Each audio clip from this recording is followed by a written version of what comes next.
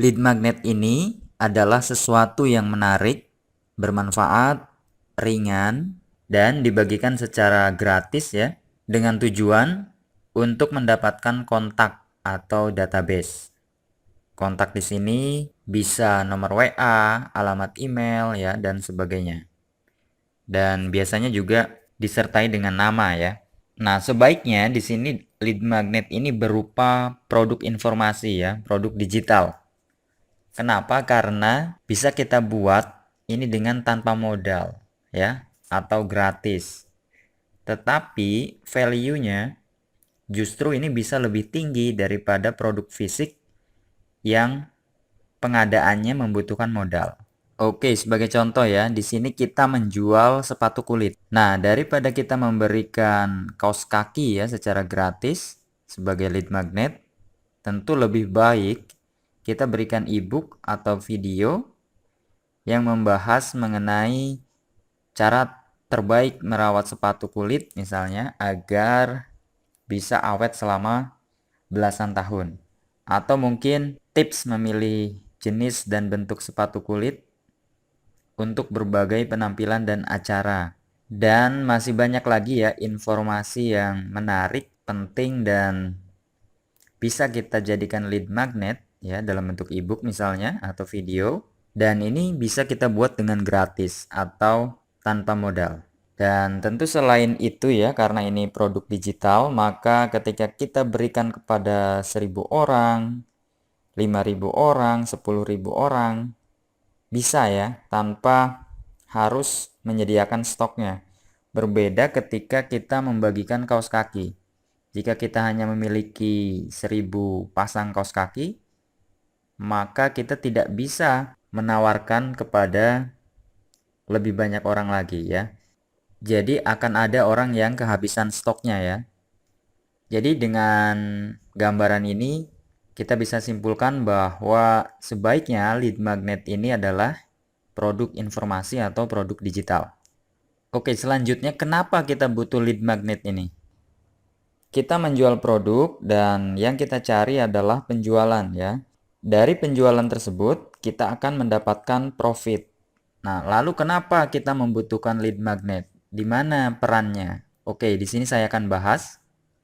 Karena promosi produk ya, berjualan kepada cold market itu buang waktu ya dan energi. Artinya ini tidak efektif. Karena kita sebaiknya itu harus memberikan edukasi terlebih dahulu ya, buat interaksi, apalagi di dunia online ya. Interaksi ini akan menciptakan transaksi. Cold market di sini artinya adalah orang asing ya.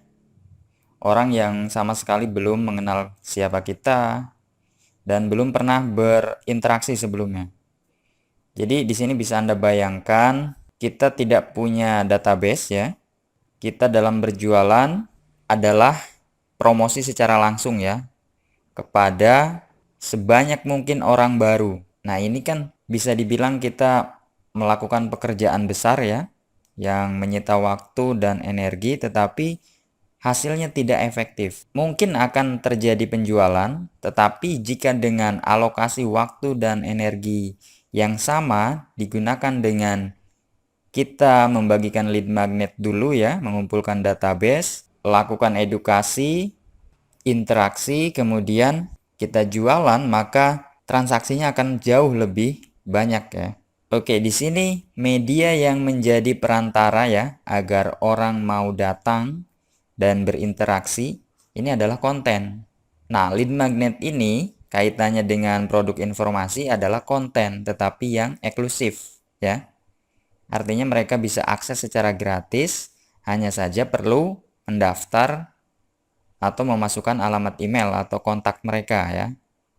Ini adalah konten ya. Di sini konten ini dibagi dua.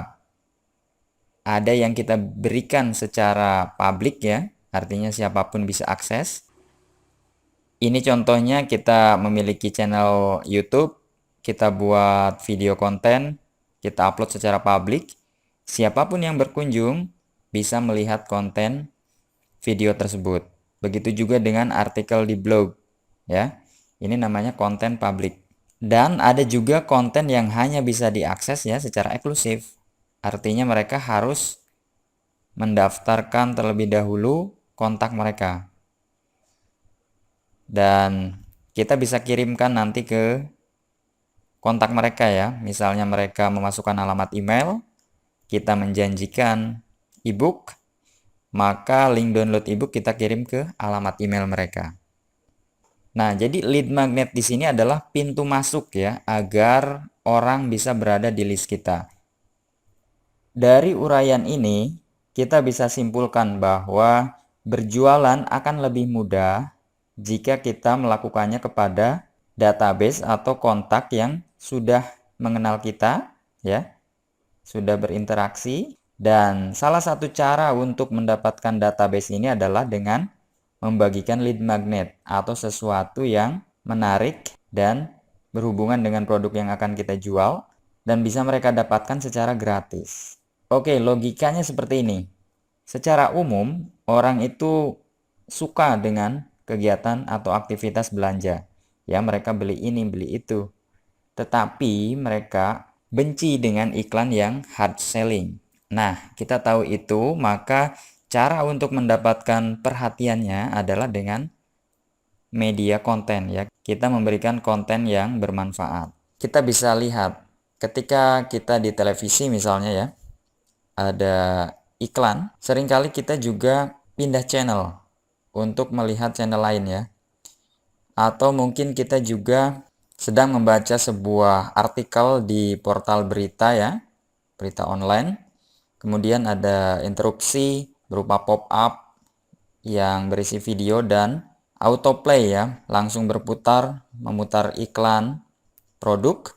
Nah, kita juga akan terganggu. Di sini kita tidak memiliki gairah ya sama sekali untuk langsung membeli produk yang ada di penawaran iklan tersebut. Sebaliknya kita justru terganggu. Dan di banyak kasus jika iklan itu terus muncul ya, kita bisa saja meninggalkan website berita tersebut. Kita beralih ke situs berita lain yang lebih ramah ya, seperti itu biasanya. Begitu juga ketika kita mendapatkan WA atau SMS ya, promosi secara langsung dari orang-orang yang sama sekali kita nggak kenal. Nah, itu juga kita akan sangat terganggu. Berbeda halnya jika kita sudah mengenal seseorang ya, sebuah figur, kita save nomornya, kita merasa mendapatkan manfaat ya dari komunikasi selama ini, kemudian kita merasa kenal ya, dan ketika orang tersebut memberikan sebuah penawaran sesuai dengan kebutuhan kita ya, maka kita bisa lebih mudah untuk memutuskan membeli.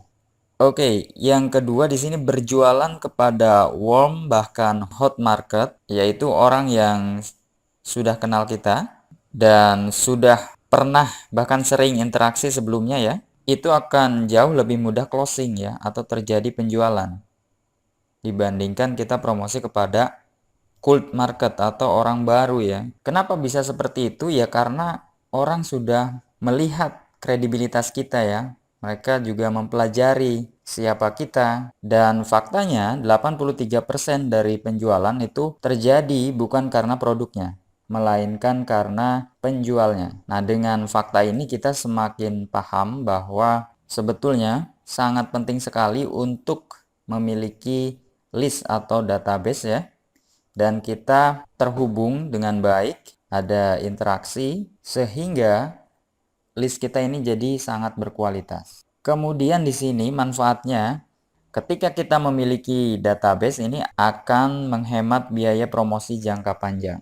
Sebagai contoh begini, ketika kita memiliki uang 1 juta rupiah ya, kita gunakan untuk beriklan di Facebook Ads. Ketika kita membuat iklan yang langsung berjualan ya, nah bisa jadi tetap profit ya, tetapi akan jauh lebih powerful jika kita beriklan menawarkan sesuatu yang gratisan dulu, lead magnetnya, kemudian kita mendapatkan database. Nah, karena database ini menjadi milik kita, maka ketika kita selesai mempromosikan produk pertama, di lain waktu kita bisa mempromosikan produk kedua, produk ketiga, dan selanjutnya ya.